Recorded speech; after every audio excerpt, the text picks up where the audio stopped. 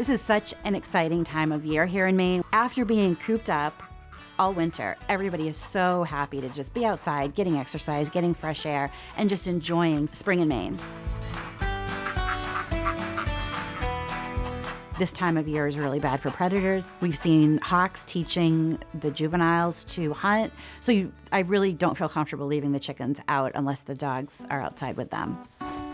With more hours of sunlight, some of our older layers are starting to lay again, and a few of them have decided to be broody, so they're gearing up to be moms. Today is going to be an exciting day on the farm. We have some baby chicks coming, so I'm going to set up their nursery, and then I'll share a couple different brooder ideas with you. We're going to talk about broody hens. I have a quick and easy DIY to share. Then I'm going to head into the kitchen and share a recipe that a friend just showed me that I know you're going to love. I'm Lisa Steele, author, blogger, and fifth-generation chicken keeper. I live in rural Maine with my husband, flock of chickens, ducks, and geese, Winston the corgi, and Linus the indoor-outdoor barn cat. We moved to Maine for the peace and serenity. We wanted a simpler life and to step back in time where there are still corner stores and your neighbors still know your name. Welcome to my farm.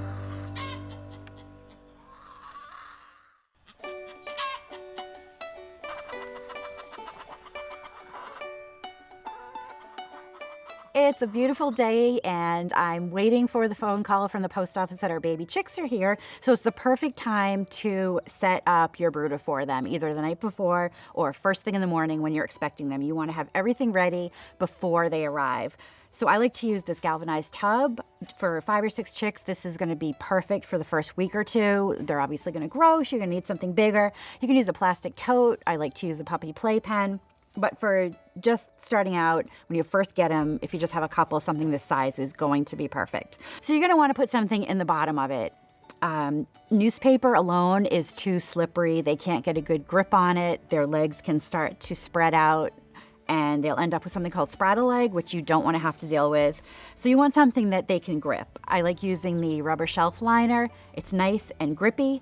Any water they spill goes right through it down to the newspaper underneath. And then it's super easy to clean because I just take it out, throw out the wet newspaper, hose off the shelf liner. I usually cut 2 the same size, put the new one in with new newspaper. So that's what you're gonna have on the bottom. So before the day that your chicks are coming, you're obviously going to wanna get all your supplies ready. Again, they're babies, so you have to set up a nursery for them. Same as if you were bringing home a real live human baby. You're gonna want to make sure you have everything you need. So you're gonna need feeders and waterers for them. There's these kind of traditional, either glass or plastic, gravity feeders and waterers. If you only have a couple chicks coming, these are kind of big and clunky. They tend to tip over.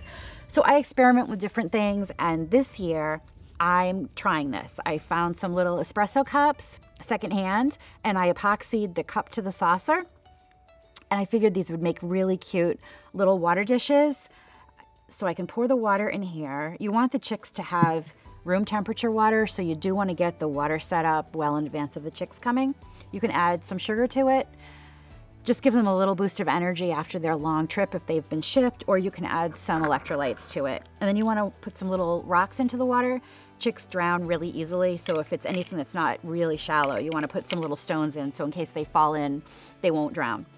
But I thought this would be really cute, and the saucer will kind of contain their water mess. So I'm going to put 2 of them in there. You want to make sure that there's enough water for your chicks, and I give them water 24/7 when they're this small, and food. So that's their water. Then for food, you can use the bottom of an egg carton. Again, there's traditional feeders for chicks, but you can save some money and just put some chick feed into the bottom of an egg carton. And then when this gets wet or dirty, you can just throw it away and use another one. So I've done this before, and this works really well. So that's their feed and water. So in the top of the egg carton, you want to save that. You can fill it with some dry dirt or sand. Chicks, even a couple days old, will practice dust bathing. It's really good practice for them. It keeps them busy, keeps them from getting bored and pecking at each other.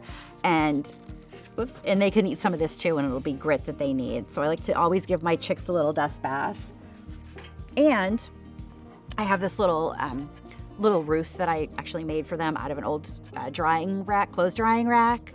But putting in a branch or something else they can hop up on, again, it gives them practice for being adult chickens, keeps them busy, little enrichment in the brooder. This is actually kind of big for this, but when they get a little bigger, maybe I'll put this in for them. But even just a little branch, I like to put a branch or something on that they can practice balancing. Then, because these chicks don't technically have a mom, a feather duster in the brooder, I'll tape it side or secure it to the side so it doesn't fall, but they like to go underneath it, and it's kind of comforting because it's like a mom. It looks kind of like a chicken with the feathers. And I'll just get all that set up, and even the night before, like I said, you can get it ready well in advance and have it ready for when your new babies come home. Just before a chick hatches out of the egg, it ingests the yolk of that egg. That yolk gives it all the nutrients it needs for the first 72 hours. So that is how the chick can survive the 2-day trip without eating or drinking. As soon as the post office calls, I'll go head over there and pick up my box of chicks. They'll come in a cardboard box with nice holes for ventilation and filled with soft bedding.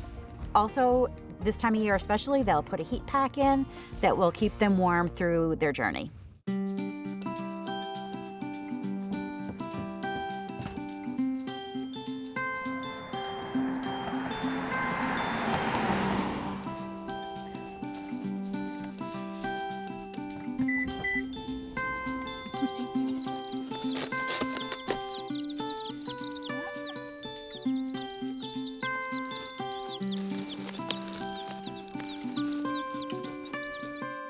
When you first get your chicks home, you want to give them a nice drink. I like to take them one by one and dip their beak into the water just so they know where the water is. And then you also want to give them a quick check for pasty butt, which is a condition where they get stopped up and literally can't poop. So you have to clear that up, easily done with some olive oil and a Q-tip. Not terribly common, but it's a good thing to check for when you first get your baby chicks home.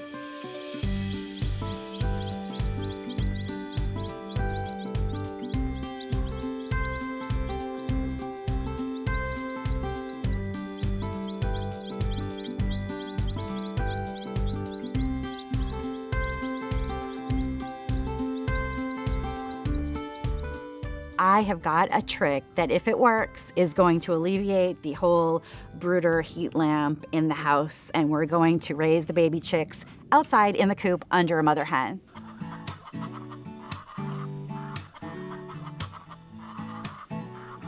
So normally I would try to break a broody hen. I don't want them sitting on the nest all day if they're not hatching chicks. But since I knew that I'd be getting some baby chicks, I wanted to make sure that one of my hens was really hardcore broody. So normally you would have a broody sit on eggs for 3 weeks till they hatched, but this is sort of like a workaround, and I'm going to get a broody hen to sit on my shipped chicks. You know a hen is broody when she's sitting on the nest every time you go down to the coop. So it's different than just being in there to lay an egg. She basically is going to sit day and night. When you approach the box, she'll start to growl, she'll puff up. She pulls out the feathers, literally feathering her nest with the feathers off of her chest. That also means that when she's sitting on eggs, her skin is right up against the eggs and keeps them warmer.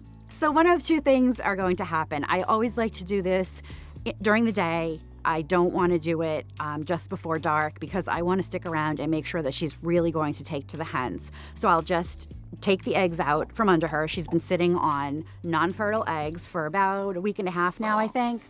Doesn't matter, it hasn't been the 3 weeks that eggs take to hatch. A broody hen just wants chicks. She's not counting the number of days in her head. So I'm going to take the eggs out from under her, and then I'm going to take the chicks one by one out of the bucket and show them to her, and I should be able to tell right away if she's going to be into this.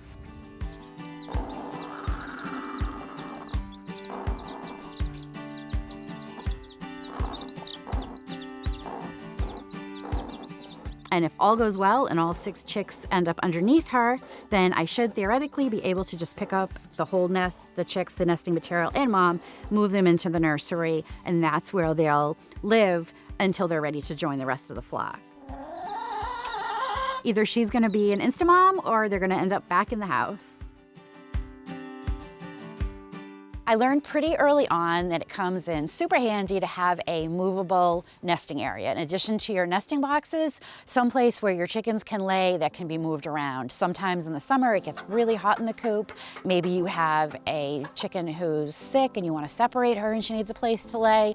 Or in my case, I have broodies that I want to break. Instead of tossing them out of the box continually, I just want to shut the coop, keep everybody out all day, and everybody else is going to need a place to lay their eggs. Whereas if you have something out in the open, a broody is not going to tend to want to lay there because it's not super secret and super private. So this is a super easy project. All you need is an old chair. If you have an old bench, even better, you can make a two-nest kind of setup for your chickens. So you just need an old chair and then some kind of pan or container to use as your actual nesting area. I found this nice metal pan that I'm going to use for mine. To get started, I'm going to flip the pan upside down and trace the outline onto the seat of the chair. Then with a jigsaw, I want to cut just inside that outline that I drew because you need the pan to sit on its lip on the seat of the chair.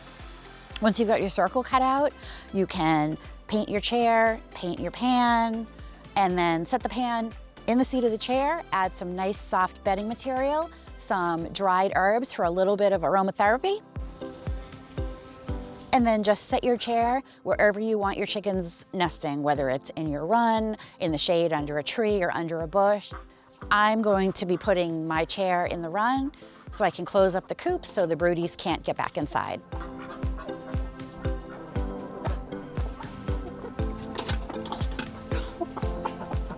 Finley and I are making a super fun craft today. We're gonna make these little chicks that sit in egg cartons with some jelly beans. Great gift for a teacher or one of your little friends, or to put on your Easter table. So the first thing that we need to do is put some grass into your egg cartons. So we have all different colored paper grass, so you can fill each of the little holes with some grass. And then we have some cotton balls, and Finley cut out some little beaks out of felt and eyes out of black felt that we're gonna use to put onto our baby chicks. So then we take a cotton ball and glue, here's the eyes and the beaks, so you can glue one of those onto your cotton balls, and I'm gonna make one too. We're just using toothpicks and some tacky glue to attach our little chick faces. So Finley's working on hers. And then we went out to the coop and we grabbed some feathers. Some of the ducks had dropped some little feathers, and we're gonna use these as tails for our baby chicks. Little chicken nest, so cute, good job. And there we have our little Easter craft, and you can even close it up, and then when you give it to your friend or your teacher, there's a big surprise inside. Good job, Finley. When you first get started raising chickens, I always recommend that people start with baby chicks because you just end up with friendlier chickens when they're older and they're healthy from the start. You know what they've been fed, and it's the baby stage. Like, you want to have that excitement. Over the last 10 years, I've done it a bunch of different ways. I've gotten chicks locally. I've had them shipped through the mail. I've bought fertile hatching eggs and hatched those. This year, I decided I was going to get the baby chicks, day old. We already have a rooster, don't want any more roosters. And when you hatch, you're basically gonna get half hens and half roosters. And it can be hard to rehome extra roosters. So I went with the day old baby chicks coming from the post office. And when we got our coop, I had it sectioned off into a storage area and a sleeping area.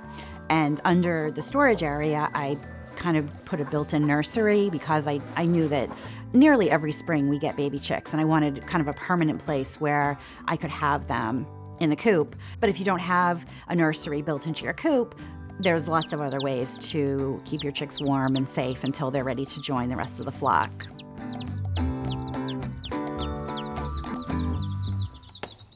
I recently had a friend come and visit from the UK, and she showed me how to make Scotch eggs. I've never had a Scotch egg before, but they were so delicious, and what I really loved about them is that they're portable, so if you're running in for a quick lunch and you've got to go back outside to get things done, you can just kind of grab them and go and eat on the go.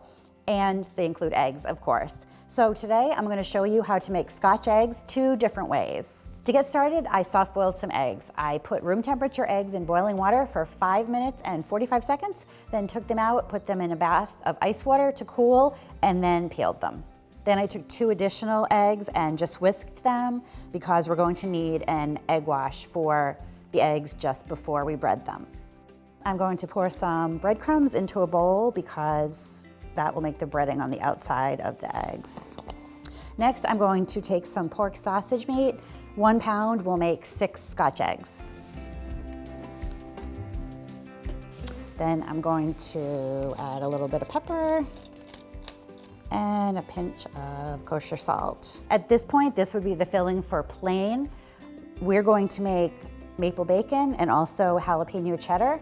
You can make any flavor profile that you'd like. You can make ranch or barbecue, mustard, and just add whatever fillings you want to your pork meat. So we're making maple bacon, so I'm gonna add a couple of slices of raw bacon. And then I'm gonna pour in a little bit of maple syrup. This is local Maine maple syrup that we bought at a local farm on Maine Maple Sunday, which was a couple weeks ago. And then I'm just going to process it until it's all smooth and pureed. And that looks good. So now I'm just going to wrap each egg in a little bit of this meat mixture. It's really sticky, so the easiest way to do it, I was told, is to pat some of it into your hand, and then take an egg, and then just kind of let gravity fold it over the egg. And you want to make sure that you really seal the egg inside the meat. Roll it in the egg wash, and then put it in the breadcrumbs. And a trick that my friend showed me, because this is kind of messy, is you just kind of swish it around like that so your fingers don't end up in the breadcrumbs. So that looks good, and I'm just gonna put it over here on a parchment-lined sheet and make the rest of them. So I'm gonna put my thermometer into the oil, and when it comes to about 330 degrees, then we know it's ready for the Scotch eggs. So I'm going to make some jalapeno cheese. I can use the same food processor container, don't need to wash it out. So I'm just gonna add the rest of the pork, sliced jalapenos. You can use as many or as few as you want, depending on how spicy you want it. And then some shredded cheddar cheese. Same salt and pepper. And then blend that up.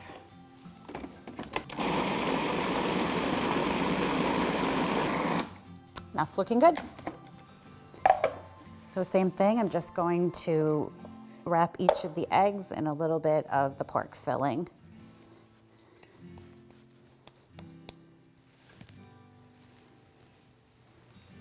I bet this would be really good with like pickled relish inside. Then into the egg and shake it around in the breadcrumbs.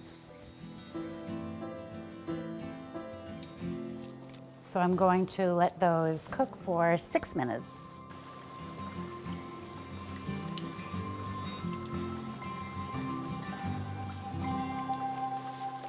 They've been in here for 6 minutes, so now I'm just gonna carefully take them out and put them on some paper towels to drain.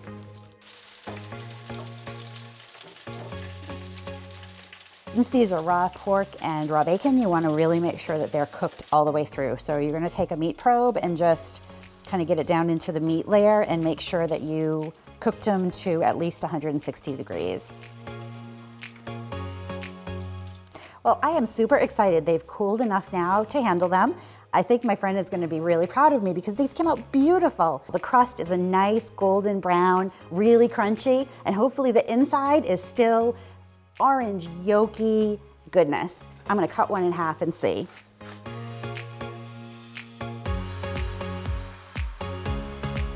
So these can be eaten warm or room temperature.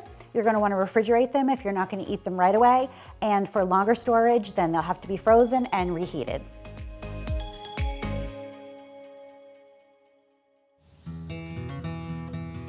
We have a really short growing season here in Maine. We generally can't plant seeds in the ground until Memorial Day, so it's really important to get them started in the house prior to that. I like to use egg cartons and eggshells.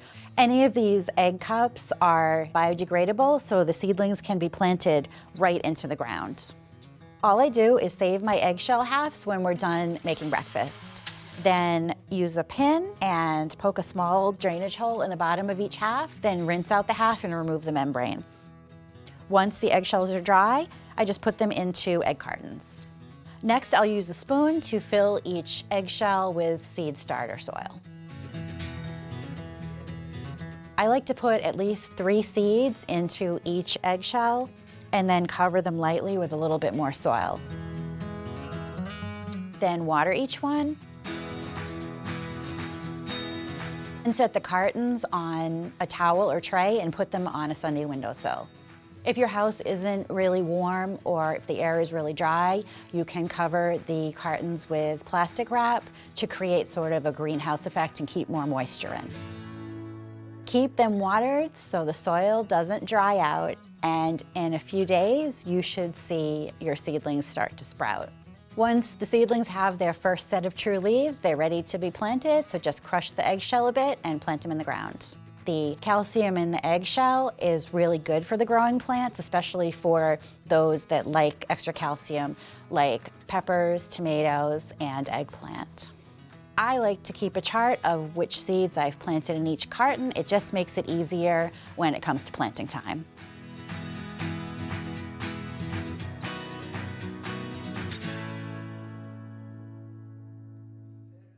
Have I mentioned how much I like ice cream? So I was super excited last summer to hear about a brand new breed. It's not an officially recognized breed, but it's a new breed that was developed, and it's called the ice cream bar. So I got 2 of them last spring, and I can't wait to introduce them to you all grown up now.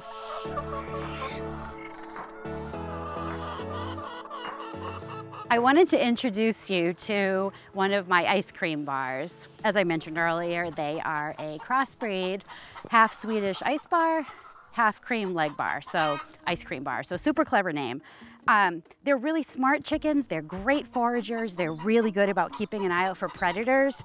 They're not a great lap chicken, not like some of my other breeds like the Australorps or really anything in the Orpington family. These chickens are pretty nuts. They're quick, they're smart. They don't really like to sit in your lap. She's plotting her escape right now. But they're great layers. They lay blue eggs and they're really active, friendly. They're not a problem. With the other chickens, they blend in well to the rest of the flock. But if you're looking, if you're looking for a lap chicken, you probably don't want an ice cream bar. I am happy that I got them. I have 2, one speckled like that and one is solid black. Their names are Chip and Josephine. That was Chip. But they really are good at free ranging and watching out for predators. They're cold hardy, so they are a decent breed if you're not looking for really kid-friendly lap chickens. Well, I think we made really good use of all these daylight hours. I love how long the days are here in the summer. In fact, sometimes I'm waiting for the chickens to go to bed so I can go to bed because they're staying up so late.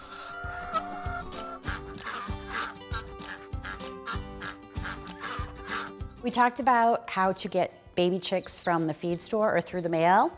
If you have a rooster, you can also try hatching your own chicken's eggs using an incubator, or if you have a broody hen, you can put some eggs under her for 3 weeks and they should hatch into chicks. To do a quick check to see if the eggs from a certain hen are fertile, you just want to crack an egg into the bowl. If you see the white bullseye on the yolk, that means her eggs are fertile, and those are the ones you want to incubate.